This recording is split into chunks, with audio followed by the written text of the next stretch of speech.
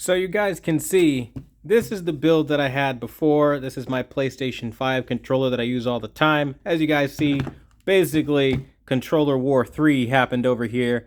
And, I mean, we used everything from a heat gun to, everything. Like, literally everything. There was just so much involved in this build. It took a lot of work because Sony... I swear they are the nastiest company ever. So if you were to buy like Extremerate products before, it wouldn't be anywhere near this hard. But Sony decided last minute to change this little piece right here and add this little groove looking thing instead of the circle that you see over here. This circle was where screw holes go, and they changed that so that you can't customize your controllers. But then the entire housing was changed. So I had to do a lot of dremeling, and it was literally a lot of work. The build took hours. I mean, fucking hours. And it was so unfair, but here's what we got, ladies and gentlemen.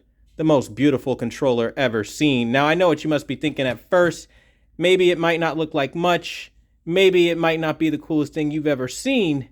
But I tell you what, we're going to turn this bad boy on now, okay? And I'll go over some of the shortcuts as to how you turn it on.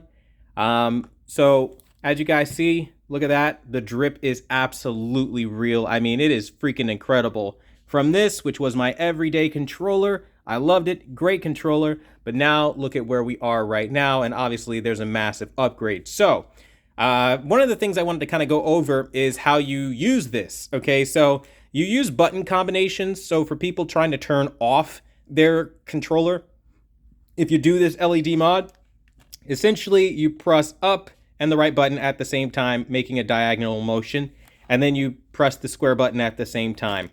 You press and hold those, that will turn it off, and it will also turn it on. But let's say you want to change the color. You can do that too by pressing up, holding up and square on your controller until you see the lights blinking. And once the light starts blinking, then you'll be good to go. Now, we can just cycle through colors. Now we're on greenish yellow. Now we're on purple. Now we're on another shade of purple. We're on cyan. Now we're on red. Right? That's red, right? No, that's RGB. So RGB, where it cycles through all the colors, right?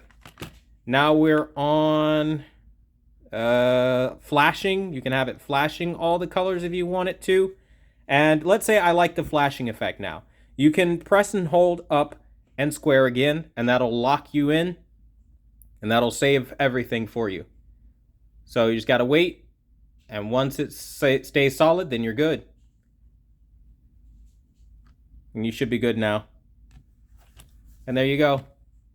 Now you got the flashing effect on your controller. All these controllers look so drippy. And it's the coolest freaking thing. I'm having a ton of fun if you can't tell. I really love the way that this looks, right? So I'm going to press and hold the up and square button again. And the importance of pressing and holding the square button is so you can change the colors. Now, I'm going to go a little overboard and hold it for a little bit because it's hard to tell, obviously, because it's flashing. So I don't recommend you use the flashing mode because it flashes colors to let you know that one changed. So that might be a little bit hard. But I like the blue effect, so that's the one I'm going to lock in. So we're just going to press and hold up and the square button again. And once we do that, it'll be locked in. And there we go. We're locked in. And again, just the most beautiful, most insanely gorgeous controller I think anyone has ever seen. Truly, just spectacular, wonderfully gorgeous. I mean, a work of art, really. It took a lot of time, took a lot of effort, but yes, it is done. Now, this is done with the Extremerate kits that I have here. As you guys can clearly see, I'll grab it off from the side here. Extremerate, as you guys can see. But the problem is Sony, as I was telling you, they're really fighting a lot of like third-party companies that want to make accessories with little moves like this, where they change something that never should have been changed to keep you out, where Xbox isn't doing that. So you might want to try using Extremerate with Xbox more, because PlayStation is being really nasty, right down to even suing or threatening legal action against people who are selling black PS5 side plates. So naturally, you know what I just bought? A black PS5 side plate. I really don't like the way Sony is going about this anti-consumer way of being authoritarian and disgusting, but either way, I got what I wanted. They told me no. with the way that they basically created that little piece so that I couldn't get my custom black. And guess what? That didn't work for me because I know how to use a Dremel. I know how to use tools and put in some elbow grease. And guess what? Now we got a controller that's going to be a lot harder to replicate at this point. So it is what it is. It's really unfortunate, but I did want to share this with you guys because Extremerate was nice enough to not only send over the build materials, but they also sent over the controller, which I thought was really, really cool because they wanted to see what I could come up with. And this is what I got. Really very freaking cool with the back paddles. I'm telling you, man, this controller is next level stuff. So yeah, I definitely think if you want a custom controller, you should definitely give them the time of day.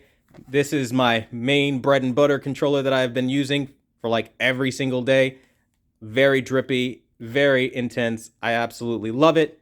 And then of course we go next level with this one right here. So I want to thank you guys so much for watching the #1 brand in honesty. Smack a like on this video if you like things like this and, you know, technology in general. And until the next video, I'll see you guys later.